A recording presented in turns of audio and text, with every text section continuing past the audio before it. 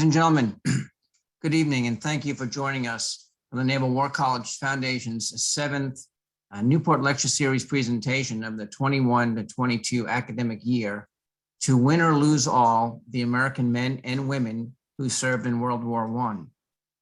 I am George Lang, CEO of the Naval War College Foundation. It's my pleasure to welcome you this evening to our monthly speaker series. I also wish to thank Chairman Bilden, our esteemed Board of Trustees, members, friends, and sponsors, as well as my staff for their continued support and commitment for the rewarding missions of the U.S. Naval War College and Naval War College Foundation.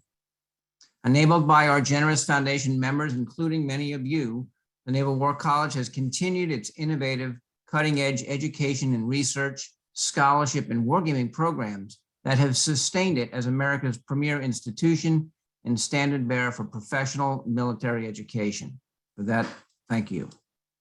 The Naval War College Foundation is proud to support the U.S. Naval War College, our only client, and its mission to deliver excellence in military education and research, and remains committed to providing the critical resources needed by the college above core federal support to advance its priorities of research and scholarship, curriculum and instruction, endowments and endowed chairs, capital improvements, faculty and student academic achievement awards, conferences and symposia, and worldwide regional studies.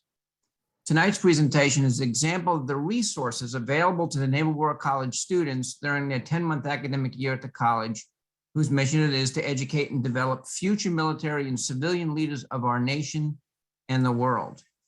A significant component of the academic program is a clear understanding of the fundamental principles that have governed national security affairs in peace and war throughout history. And the resources made available at the Naval War College Museum are integral to the educational experience of our future leaders. As a matter of protocol, should you have a question come to you during the presentation, please submit it via the Q&A box, and I'll be happy to present it to our guest speakers during the Q&A session. We plan to address as many of your questions as time permits. Since the spring of 2020, as many of you know, we've been bringing Newport Lecture Series presentations and many other events hosted by the Foundation to you virtually. An added benefit of operating in this virtual environment, which has become rather routine courtesy of COVID-19, is the opportunity it presents to interact with and in some cases reconnect with many of our members and friends from across the country and around the world. With the exception of a December 14th book signing Newport Lecture Series presentation later this year, we plan to continue these lectures virtually and look forward to coming together in person at the college or Naval Station Officers Club or other venue nationally when appropriate. Now to introduce and welcome your distinguished guest speakers and for tonight's presentation. Maria Vazquez is a collections manager for the Naval War College Museum in Newport, Rhode Island. Previously, she served in that capacity at the Varnum Memorial Armory Museum. Additional previous experience includes work at the Bristol Historical and Preservation Society. She is an adjunct professor at the University of Rhode Island and has a Master of Arts degree in textiles, fashion, and merchandising with a concentration in historic textile conservation. She has appeared on multiple PBS specials, including one documenting the conservation she performed on the oldest and most complete flag in North America, the Byfield flag. Rob Doane is a public historian and museum professional who has worked in maritime museums since 2005. He earned a BA in history from the University of Michigan and a master's in public history from Loyola University, Chicago. After beginning his career as a historical interpreter at the USS Constitution Museum, Rob joined the curatorial staff of the Norman Rockwell Museum in 2008. From 2010 to 2012, he served as the curator of the Beverly R. Robinson print collection at the U.S. Naval Academy Museum, where he oversaw the preservation and interpretation of approximately 5,000 historic prints depicting European and American naval history. He has presented papers to the Society for Military History, the McMullen Naval History Symposium, and the Maritime Heritage Conference. He is currently the curator of the Naval War College Museum in Newport, Rhode Island, where he oversees the museum's collecting and exhibition programs. Ladies and gentlemen, without any further ado, please give a warm virtual welcome to Maria Vazquez and Rob Doane. Well, hello, everyone. Thank you very much for that introduction. Thank you, George, and to the Naval War College Foundation for inviting us to do this and inviting us to be on your computer screens tonight. As George said, yeah, we've kind of gotten used to programs like this in the pandemic era, but this is a great chance for us to come again and show you a little bit more of what's in the museum if you haven't been here lately. Tonight, our focus is on World War I and our exhibit called To Win or Lose All. This is an exhibit that we opened up in 2017 on the 100th anniversary of the American entry into World War I. Tonight, we're talking about the men and women who served in World War I, and specifically some of those who came through here in Newport to train and prepare before they went overseas. In just half an hour, unfortunately, we don't have time to show you everything in this exhibit, but we picked out at least a couple pieces that we think are going to help us kind of explain all of that to you. We're going to do that through the two uniforms that you see beside us here. We have a couple great uniforms on loan to us from our parent command, Naval History and Heritage Command. The one you can see on my right here is a yeomanette uniform from one of the female yeomen who trained here in Newport. And the one on the other side is from Admiral William S. Simps, who was the president of the Naval War College when the war began, went over to Europe to become the commander of U.S. naval forces in Europe, and then returned here after the war was over to try and make some good use of all the lessons that he learned while he was in command over there. Just to give you a kind of a quick introduction to the story here, the base that we're on here, Naval Station Newport, is of course home to the Naval War College. That's what we talk a lot about and focus a lot on here at the museum. But it's important to keep in mind that the base was home to other commands, other schools, other activities besides just the Naval War College. The base itself was a training station. It was the base where the Navy really experimented with and developed and evolved the idea of basic training for sailors. Prior to the 1800s, sailors in the Navy did not get basic training. They just signed up to join the Navy, went to a ship, and kind of learned as they went. Here in Newport, though, thanks to the efforts of a lot, including our founder, Stephen B. Luce, they developed short-based schooling to help give sailors a little bit more preparation before they went off to serve in peacetime and in wartime. Up to World War I, it's a fairly small base. You don't have about 2,000 sailors, 2,000 men specifically coming through here for training every year. World War I was really a kind of a milestone event in our history because that was the first big expansion for this base. After the American Infantry War in 1917, the next year, we were up to about 10,000 people coming through for training.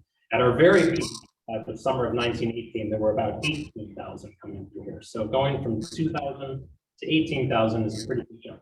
And they did not necessarily have everything in place for all these people coming through. If you look at photographs of this base during those years, you'll see they had tents lined up everywhere. They had a lot of temporary housing. They had to kind of make do in some cases. And that was the case. We're going to pivot over here to the yeomanette here.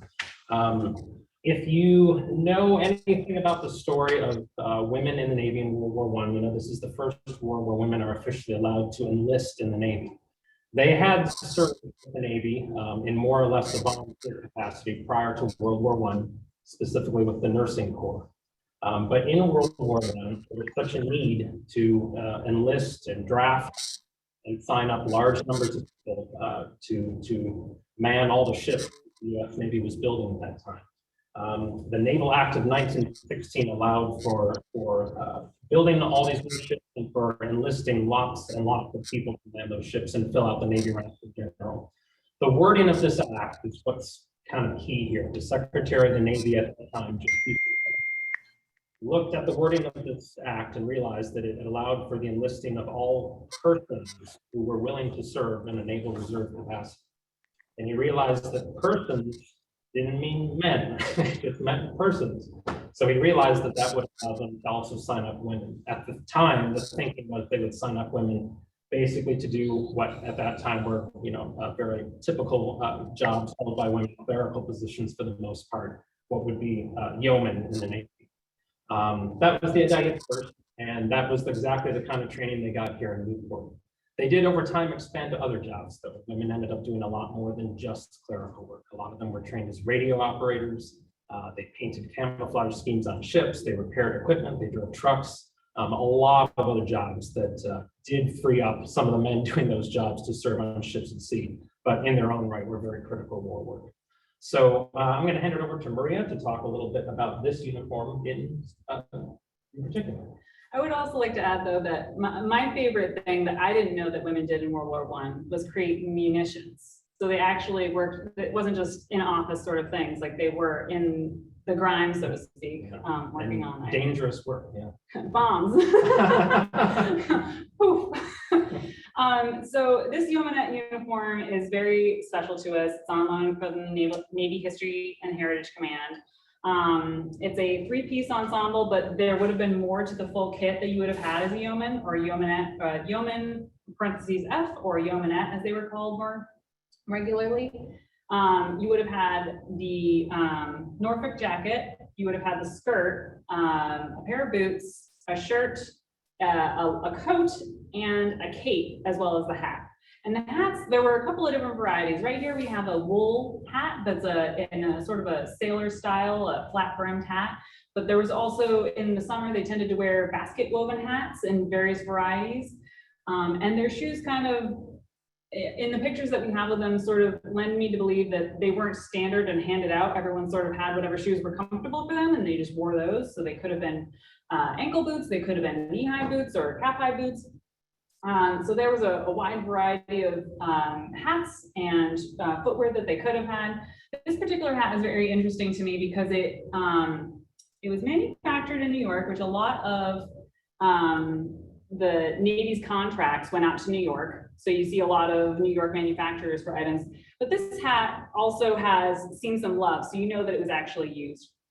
You can see that the hat band itself around the top of the hat is a brown color, and the ribbon that was originally around the outside of this would have been the same material and the same color. And in fact, you can actually, maybe not in your light, but you can actually see some of the original ribbon left underneath this very beautiful black ribbon that someone hand sewed around on top of it.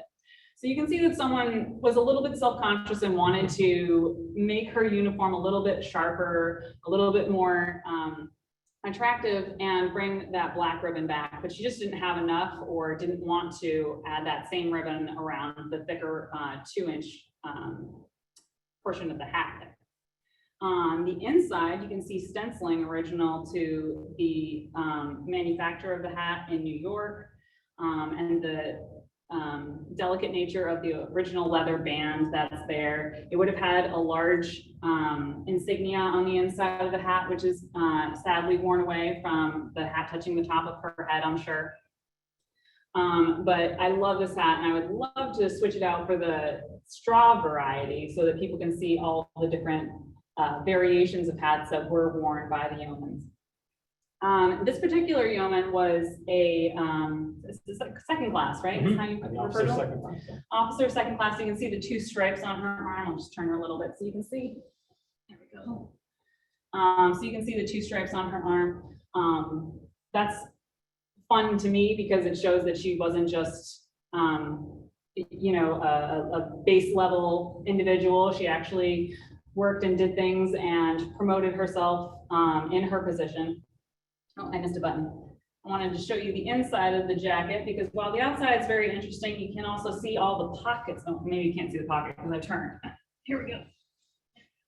So we have, oh no, oh no. There we go, sorry. You can see the pocket on the skirt, which is not something you normally see when you see the outfit because the outside of the jacket covers that pocket on the skirt. So they would have had the pockets on their jackets and they would have had the pockets on their skirts. So you would have had more pockets than women have on their clothing nowadays, really, which I find to be wonderful because it's a practical piece of clothing that they're actually using and going around, and they need to be able to carry things while they're working in order to be able to do their jobs. Now, this is a wool uniform, so you definitely will, contrary to popular belief, actually be able to breathe through the wool, but it's not necessarily the coolest thing to be worn in summer. You probably would have wanted to have more of a linen uniform, but this is a lightweight wool. And I think that's all I wanted to say about the jacket and the uniform, but I will turn her around so that you can see the back, and then we'll move on to Simps. You don't always get to see the backs of these uniforms, but it's just a basic Norfolk jacket with the 2 different stripes and the belt around the center. Now on to Simps. So over on this side, it's perfect because it's, well, not perfect, it's not quite aligned with his head, but this is William Simps on the introductory panel to this exhibit. As I said, Simps was the president of the Naval War College. He had gotten into that position just before the US entered World War I. Simps had been a student here at the college. He had come here as a student in 1911. Interesting for us, he wasn't really thrilled with his assignment. In his first exposure to the Naval War College, Simps was very much somebody who believed in practical exercise and experience, and he wanted to be out there on the water with the fleet, you know, training in real world conditions. His initial thoughts about the college, which weren't unusual at that time, was that this was a kind of a heady intellectual place that was much more focused on theory, that sounded good on paper, but was that really useful in the real world? That was kind of his feeling when he got here, and he didn't think this was going to be a very good step in his career to be a student. By the end of his year worth study, though, he had completely come 180 degrees on that, and he was absolutely sold on the value of the college as a place to teach higher level strategic thinking, prepare officers to kind of ascend to the next level of responsibility and leadership beyond just the duties of a junior officer.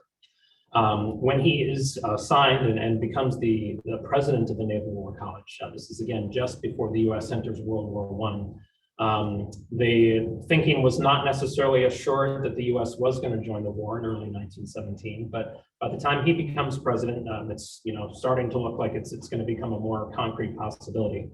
When the US does enter in April of 1917, Simps has a meeting with the very first chief of naval operations, Admiral William S. Benson, to get his instructions and his assignment, because Simps was tapped to become the overall naval commander in Europe in World War I. Today, the military bureaucracy and the command structure is so vast and so well established that I think it's hard for us to appreciate sometimes how informal and made up on the spot sometimes Navy command structures could be back in Admiral Sims's day.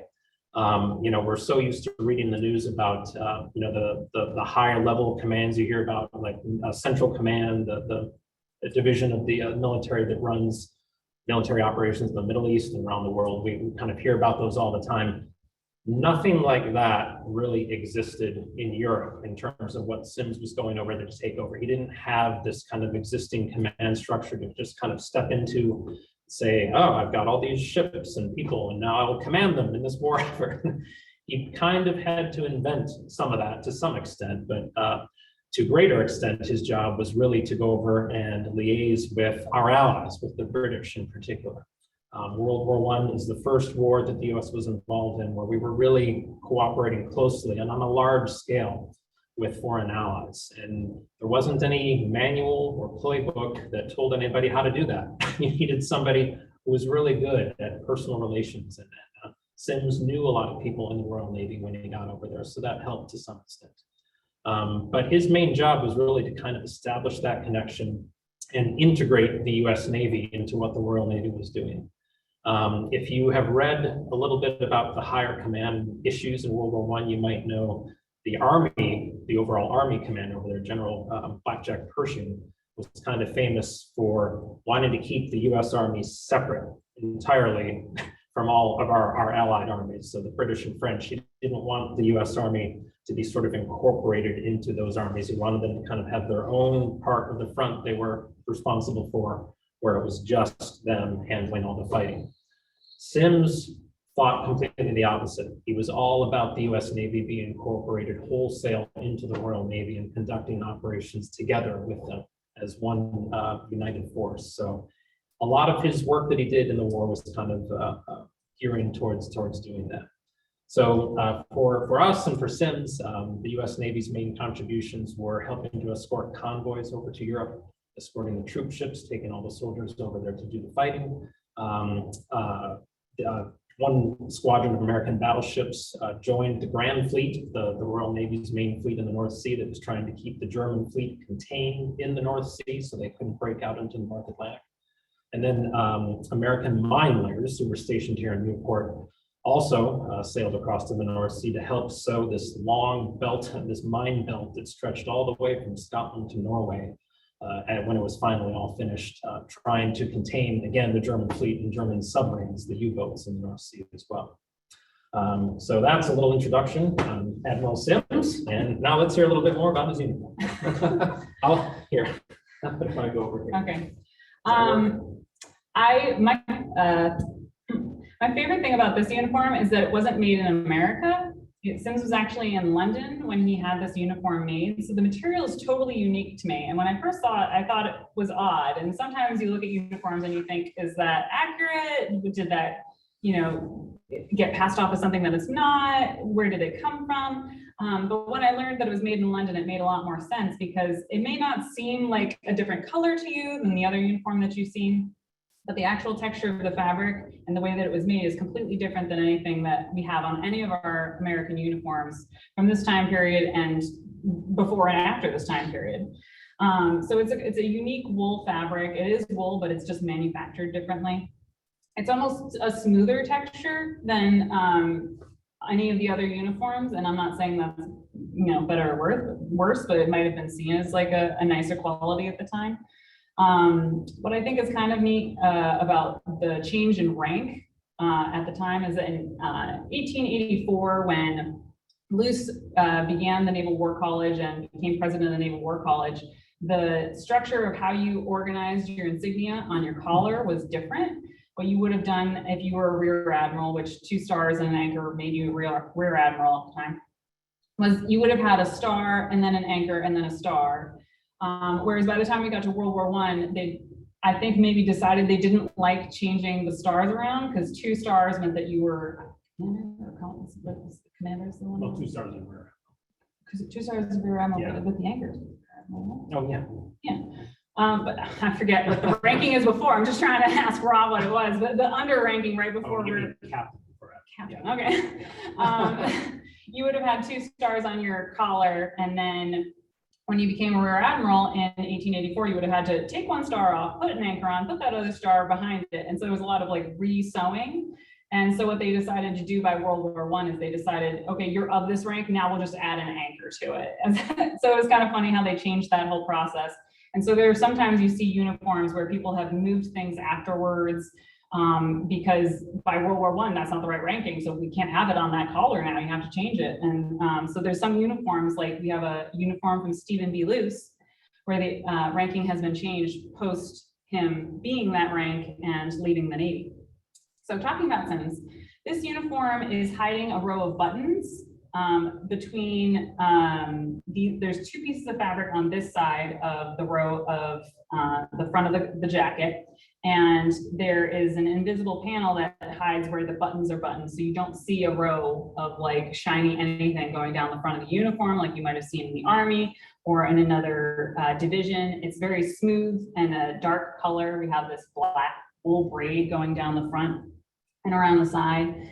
The cuffs, I still think, are the most intriguing and stunning because they have actual gold woven into braiding and then stitched around the cuffs. So sometimes nowadays you'll see these have like a discoloration to them, just because the tarnishing over time of that gold and silver and other materials that they put into these bands.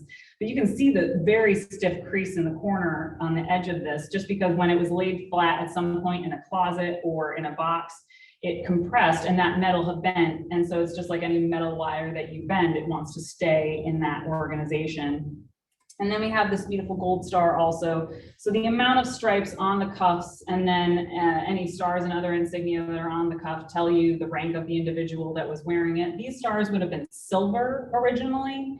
They're currently tarnished to a darker, almost black color, but originally they would have shone beautifully. The way that they did this sort of process was you had a very fine silver wire that was curled into a coil, And then you would have had the like a pre-made star underneath this to kind of bulk out the shape you wanted to make.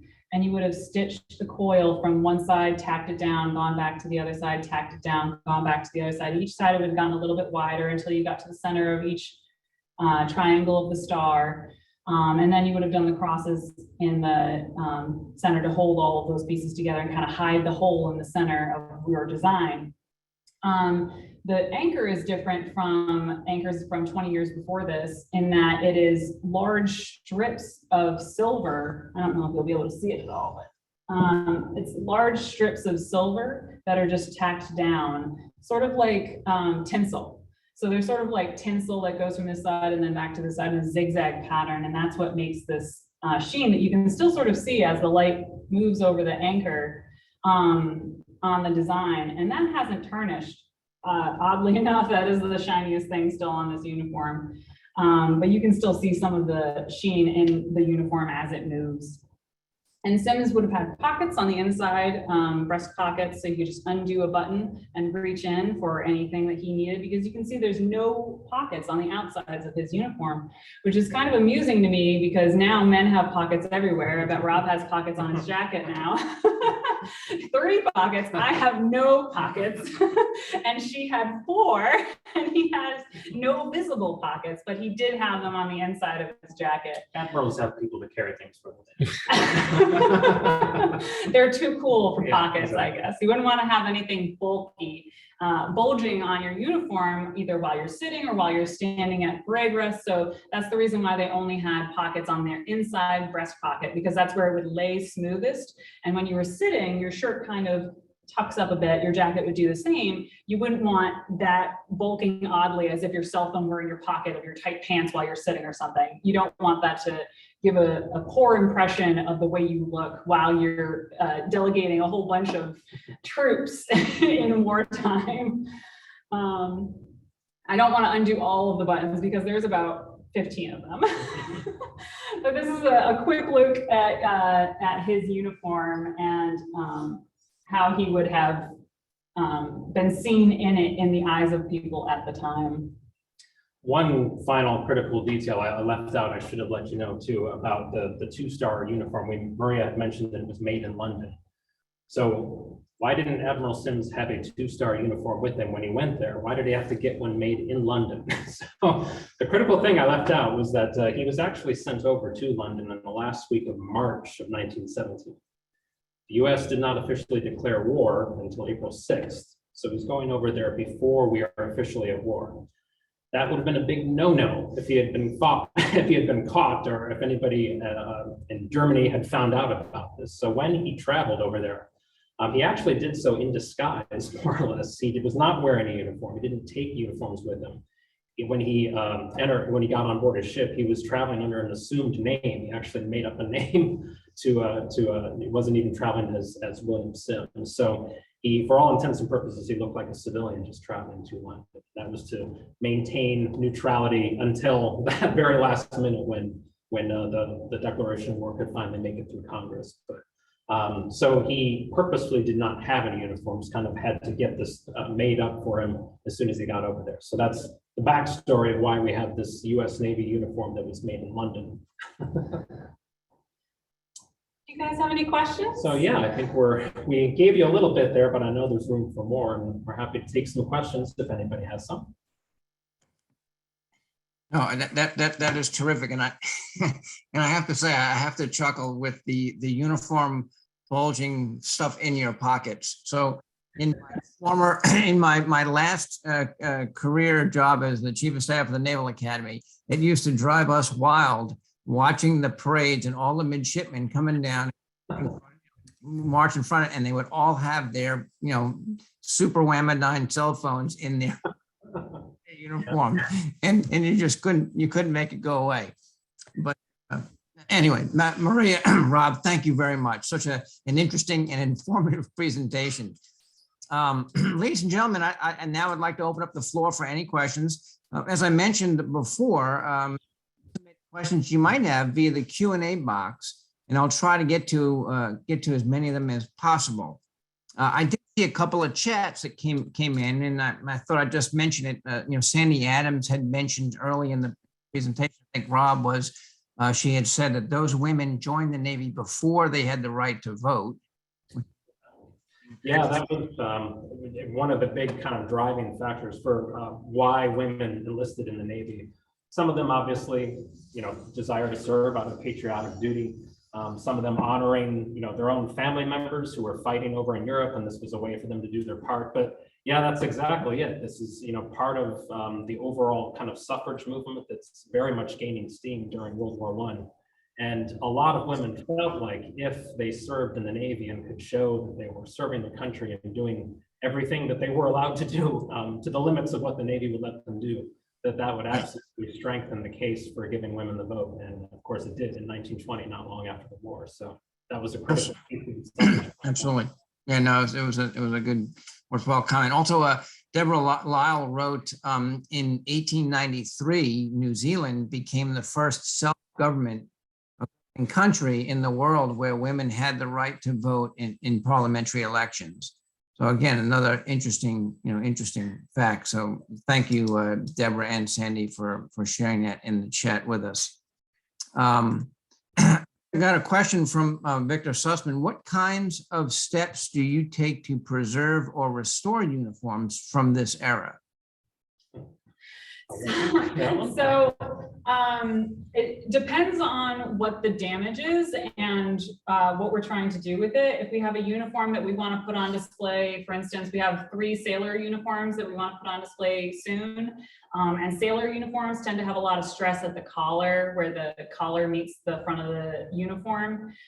So one of the uniforms has a split at the front, but it's the only one we have of an example of this particular time period of uniform. And in order to put that on display, it's still going to put strain on that collar. So that means that I would have to modify it, as opposed to, oh, I don't like the way that looks, let me modify it. So I prefer to find things that need to be stabilized for a specific reason, as opposed to digging into something just because I don't like it. If somebody mended something previously and I don't like the way that they mended it, time period, like of the period of the time, unless it's damaging the uniform, you leave that bit there so that you can talk about the story of who mended that. It might not have been anyone with any great skill, but it might be something that you do want to talk about. For instance, when I'm going to stabilize this uniform, the sailor uniform, I'm going to put a piece of material the same color as the wool uniform behind it and stitch the damage back together through that stabilizing piece of fabric, using loose stitches and in conservation sort of techniques, so that the strain is no longer on that tear, it's on the fabric behind it. So we tend to try to do things like that. If wherever possible, conservation means that things can be undone. So for instance, if you're going to restore something, let's say that I have a bullet wound and I was shot. If I were shot, I would have bled on that part of my uniform or my clothing. And if we wanted to talk about that uniform later, then we would want to talk about that blood. We would want to talk about that bullet and what happened at that time when that bullet went through that uniform. A restorer might clean all the blood off and fill in the hole so that it looked like it never happened. It was a perfect garment again. Someone who does conservation would want to stabilize the area where that blood is, because it's a weaker part to the fabric and the uniform. And they would want to stabilize the hole so that the weight of the material wouldn't be pulling on that hole and deforming it and causing damage to the area.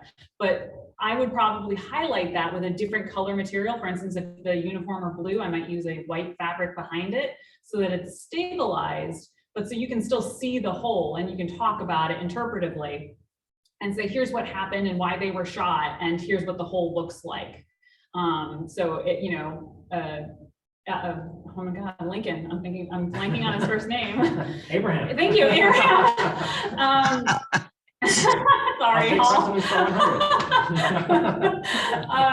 Lincoln was shot. So No pressure, no pressure. You wouldn't want to hide the bullet wound in his uniform or his clothing. You would want to talk about it. So for that sort of thing, you would want to stabilize the bullet wound so that you could talk about. So a conservator does things so that they can be undone later, and a restorer or someone who does restoration would make it look perfectly brand new again, like it had never happened. Wow, very interesting. Thank you for that. From Deborah Lyle, when did the purse become a woman's uniform item? Back to me. Do you know? I do, actually. All right. Well, where do you go with that? So women used to have, let's go back to like the 15 and 1600s. Women used to have very voluminous skirts. So you could actually hide pockets in your clothing. And they would have what's called like a tied-on pocket, and it would just kind of sit underneath their clothing, and they would have a slit in the skirts. They could reach in and into this interior pocket and pull out whatever item they needed to. So the skirt kind of hid where those pockets were. And there was no need to have a purse necessarily, because you had a skirt that could hide your pockets, and you could look, you know, great and still not have to carry anything. And it's fabulous, right? Then we get to the late 1700s, early 1800s, and women started getting those empire dresses. So the dresses went up to here, and they were very slim fit. You couldn't hide a pocket underneath there, so you had to have something to carry with you in order to carry your belongings, your money, things like that. So that's when reticules became popular. And then reticules kind of held on for a bit. Women's skirts went back out. They started getting pockets inside the skirt instead of a separate pocket that you tied on. Women still used purses and reticules, but not really all that much. And it's not until we get into the 1900s that women really started having purses that they carried around with them. And they kind of developed from the reticule, and the women that wanted to have more slim fitting clothing. So that, again, you don't see pockets bulging with things. If you're going to the market for bread, you might not want to carry necessarily that with you and have a separate bag.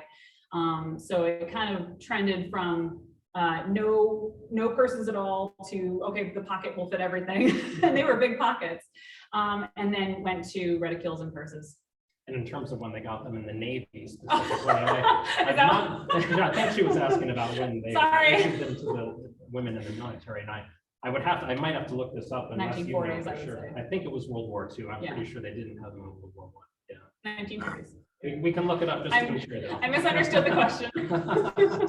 Well, it was an interesting response. So no, it was very good. So thank you. From Edward Webb, were there seasonal uniforms for women and or men in the Navy during the First World War? There were, yeah, they did have the white and dark uniforms for summer and winter time. The women we actually have an example of this, a lighter seersucker material that they would wear in the summertime. That was, again, all designed around, you know, comfort and lighter material in summer versus winter. So yes, they did. Yeah, trying to think, are there any other than the colors, do you know much about the material that they would have used? So, well, I know that men had linen uniforms that they wore. They were white, and sometimes they had the black collar, like the black sailor collar with the white stars. And so it would be kind of a contrasting thing. Just like if you had a blue uniform, you had the white stripes and white stars. When you had the white uniform, you had a black collar with the white stripes and the white stars. And so the men's uniforms were linen, usually. I haven't actually tested the seersucker. I wonder if it's actually linen, because it probably was, instead of cotton, because cotton wrinkled so badly. Linen was a longer lasting material. So even though seersucker is a type of fabric, it's not a weave fabric. It's not like a fiber type. So I haven't tested it, but now you got me curious. I kind of wonder whether it was linen. I have to lay my hands on this. I know, unfortunately, the seersucker uniform we do have, I think it tended to retain moisture and sweat. Unfortunately, they're like very heavily sweat stained, a lot of the ones that we have, you know, more so than you would with a heavier, like a wool material. So it probably wasn't the best in terms of its long lasting quality, but you know, for short-term comfort, I think, which was the main concern, it was an option for them to go with. Yeah. Especially in Newport. Although I couldn't say an option. I mean, these uniforms were assigned, and you would get in your orders for the day what type of uniform you went. Not like you got to choose, but yeah, they had those at least in the rotation to use throughout the year. Oh, very good. Thank you. From Sandy Adams. Navy nurses preceded yeomanettes 1908. Do you know their uniforms were different? Do we know anything about Navy women officer uniforms during World War I? In terms of officer uniforms, no. Yeah, we don't have any examples, and I'm not aware that the yeomen went up to, I believe, the most senior yeoman that we have, at least on record for, was a chief, a Navy chief. So we don't have any examples of women officer uniforms, not until we get to the waves in World War II, which we do have those, but not from World War I. Yeah, I didn't even venture a guess, I guess, how to answer that. So your response. Deborah Lyle just offered an additional comment. When I was in OCS, women were issued a purse as a uniform. So, yeah. I believe we have one in our collection. Yeah, the kind of the big boxy. I know how ungainly they were in the early days, but yeah, I think we have one of those from OCS, as a matter of fact. Yeah. Right. So just a question I have for you, because I know, I mean, you've got the exhibit To Win or Lose All. How many different, in particular exhibit, I guess, how many artifacts or examples of these uniforms do you have in your collection? Well, in terms of like the total number of uniforms we have, geez, if I had to venture a guess, 2,000 uniform items. Like roughly? Uniform items. Yeah, because there's a lot of hat bands and gloves and things that aren't necessarily a full uniform. In terms of like complete uniforms, I mean, I don't know, probably I want to say 40 or 50 ballpark figure. Most of our uniforms, well, I think most of our uniforms are from World War II. We've got a good smattering of World War II and then the early 1900s, kind of the early days of the training station and going up to World War I.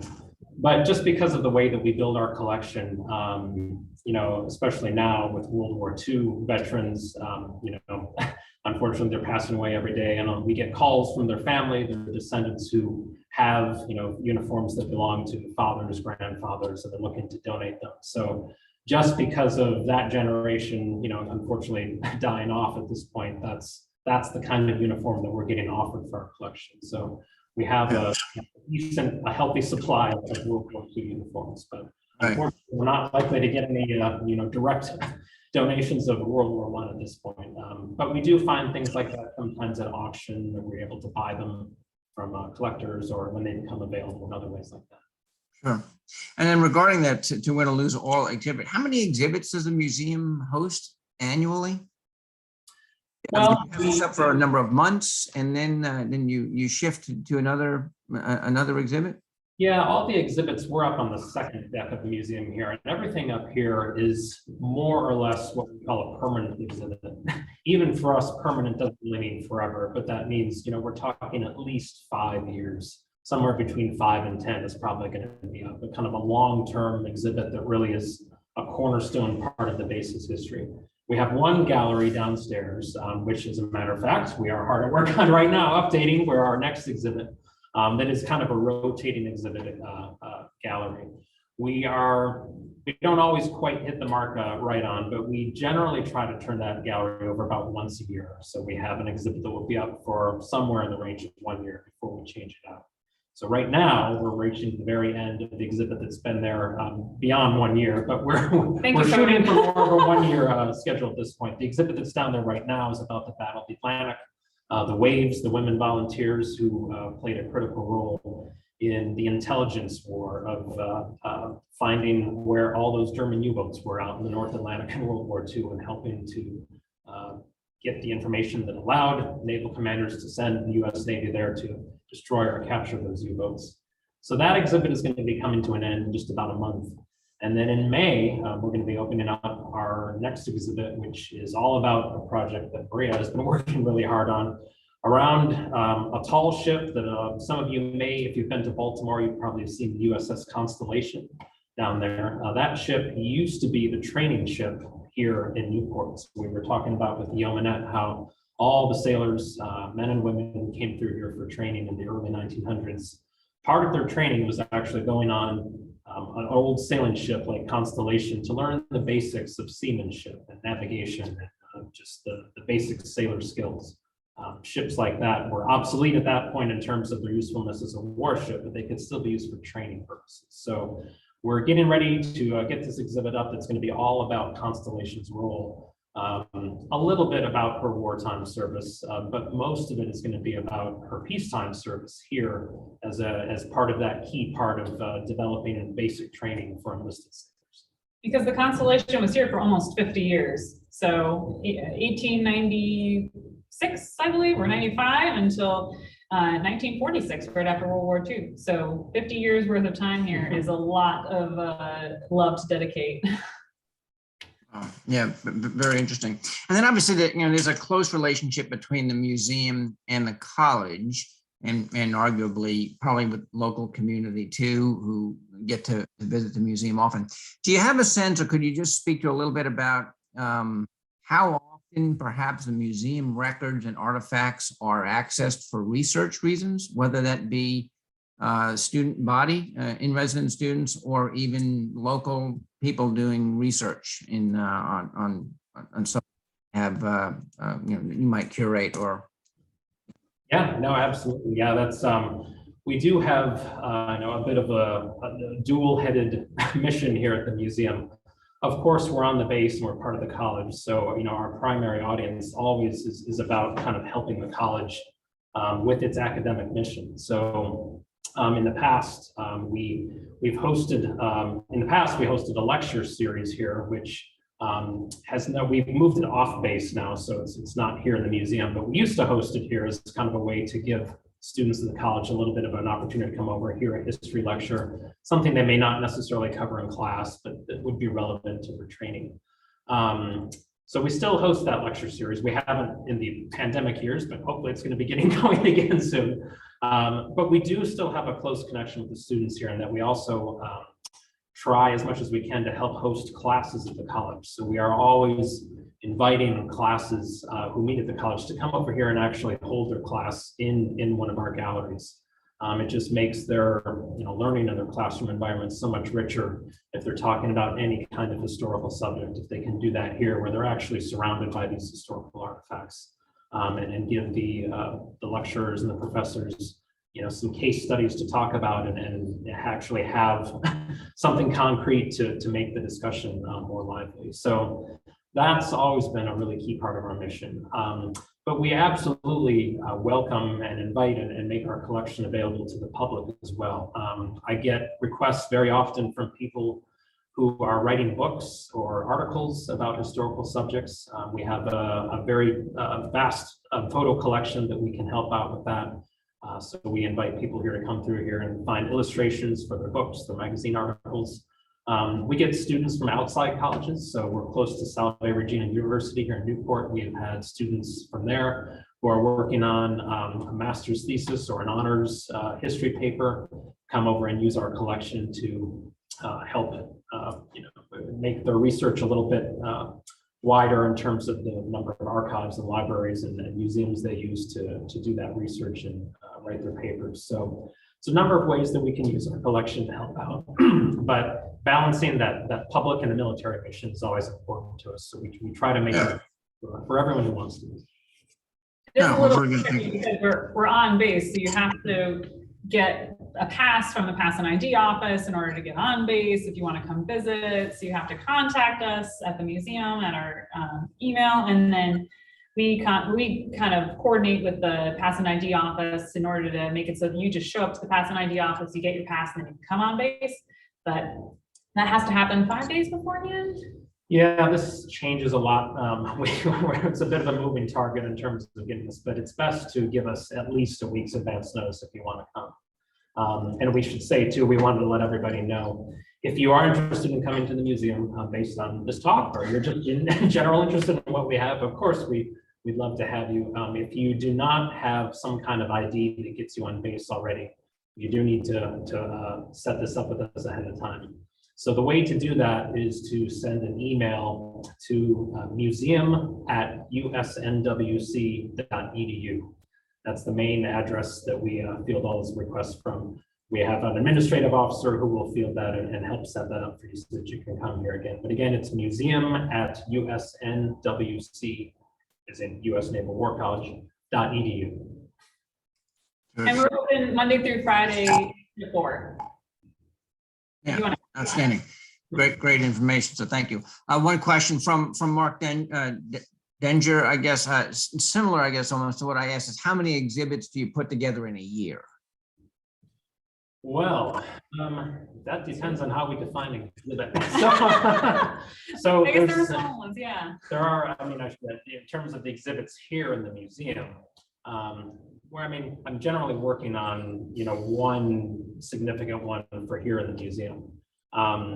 In line with what I was just talking about, though, we also are tasked to do exhibits or at least small historical displays around the college. So in other academic buildings, not just here, and also at other buildings at some of the other commands here on base. So we, of course, have the Naval War College as our #1 customer, but we have historical displays on over at the Surface Warfare Officers School, at the Navy Supply Corps School, at the Chaplain School, at the let me see what else we have. NAPS, the Naval Academy Prep School, JAG. the JAG Corps, the JAG, the Navy, the School for Navy Lawyers and Marine Corps Lawyers. So we try to touch as many and reach out and put as much of our educational content as we can in a lot of the other places around base. So while I may be working on usually one major exhibit for us, I'm usually working on at least a couple other things for some of the other buildings around here on base as well. Outstanding. They're just great information. It looks like that's the end of the questions. So thank you again, Maria and Rob. It was truly an honor and a privilege to host you this evening and to speak about a very interesting topic. And we appreciate you taking time out of your busy schedule to spend it with us this evening. Thank you for having us. Yeah, thank you very much, everyone. Good luck with the collections and curation and everything. You're doing a wonderful job. So thank you. Thank you. Thank you. Ladies and gentlemen, this concludes tonight's lecture. Our next presentation will be on Wednesday, April 6th. This is a deviation from the schedule. Wednesday, April 6th, by the Naval War College Foundation Vice Chairman and Treasurer Dan Holland and Dr. Dex Wilson, U.S. Naval War College Strategy and Policy Department, and the John A. Van Buren Chair of Asia Pacific Studies, who will address great power competition, or now the strategic competition, and the risk of businesses operating in China. This is an additional presentation to our programming, so be sure to mark it on your calendars. Updates to this presentation and others are posted on our webpage at nwcfoundation.org/our-events. Thank you for tuning in tonight and for your continued support for the missions of the Naval War College and the Naval War College Foundation. The Naval War College Foundation board and staff continue to work hard to generate the resources and margin of excellence funding required by the college to educate and inform today's decision makers and tomorrow's leaders.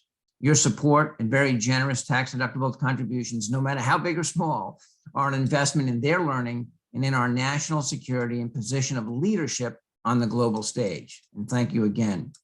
As always, we seek to expand our membership and raise awareness of the great institution which is the Naval War College. Be sure to follow us on Facebook, Instagram, LinkedIn, Twitter, and YouTube. And if you're already a Naval War College Foundation member, but know others who might like to learn more about the Naval War College and Foundation, please consider a gift of membership to those who may share your interests and concerns for our national security. To learn how, just simply visit our website and select membership. Thank you again. I appreciate your time and attention this evening. Have a great rest of the night and be safe. Thank you.